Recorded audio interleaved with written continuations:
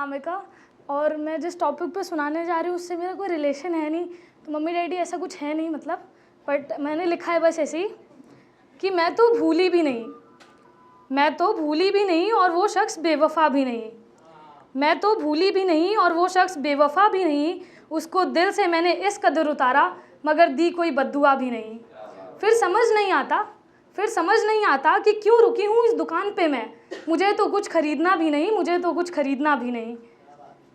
एक रात एक बात लिखूंगी, एक रात एक बात लिखूंगी, उस पे सारे जज्बात लिखूंगी, जीना आसान है ये कह के मरने पे एक किताब लिखूंगी। मिल गया जो हकीकत में तू, मिल गया जो हकीकत में तू, तो फिर किसको ख्वाब लिखूंगी। आग लिखेंगे सब तुझको, जा पर मैं तुझको तालाब लिखूंगी, जा पर मैं तुझको तालाब लिखूंगी। देर कर दी तुमने आने में, देर कर दी तुमने आने में, खो गई हूँ अब ज़माने में।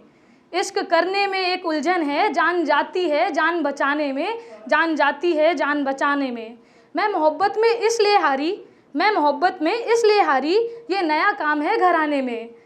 मेरी ज़िंदगी कम पड़ जाएगी तुझसे इजहार करने को, मेरी ज़िंदगी कम पड़ जाएगी तुझसे इजहार करने को। मेरा वजूद नहीं है इस जीवन में तुझसे इकरार करने को। वश होता तो खुदा से तुझे इबादत में मांग लाती, वश होता तो खुदा से तुझे इबादत में मांग लाती, पर इजाज़त नहीं है मुझे इस जन्म तुझसे प्यार करने को, इस जन्म तुझसे प्यार करने को।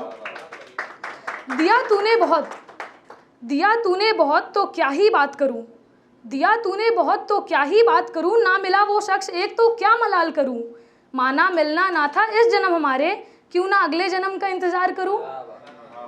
आप अक्सर रेडियो टेलीविज़न पे सुनते होंगे, पेट से एक आवाज़ आती है और लड़की कहती है माँ मैं जीना चाहती हूँ।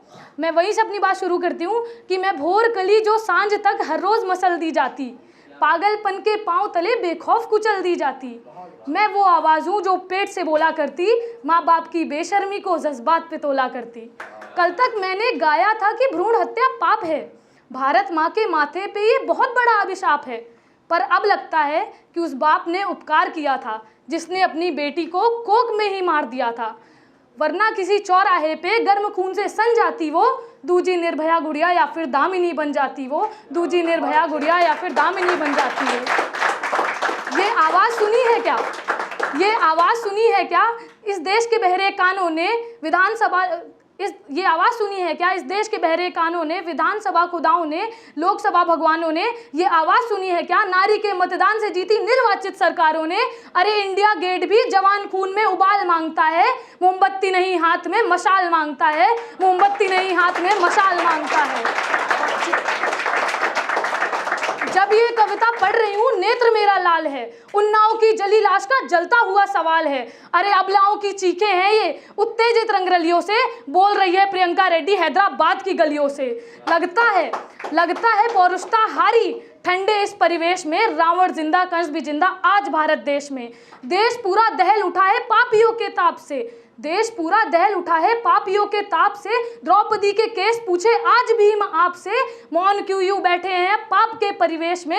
दुशासन ही दुशासन है आज भारत देश में। अरे पांचाली के अपमानों का पुनः निदान कीजिए, पांचाली के अपमानों का पुनः निदान कीजिए, भीमसेन वक्ष फाड़ रक्तपान कीजिए। अंत में बस एक लाइन कहना चाहूँगी कि मांग कलम की दर्दनाक, मांग कलम की दर्दनाक पर अपराधी भी तो पत्थर है, मांग कलम की दर्दनाक पर अपराधी भी तो पत्थर है। ये हादसा कत्ल की परिभाषा से भी बदतर है। अरे हुक्मरानों दुष्कर्मियों को एक बार तो झटका दो, चार लफंगों के शीश काटकर लाल किले पे लटका दो, चार लफंगों के शीश काटकर।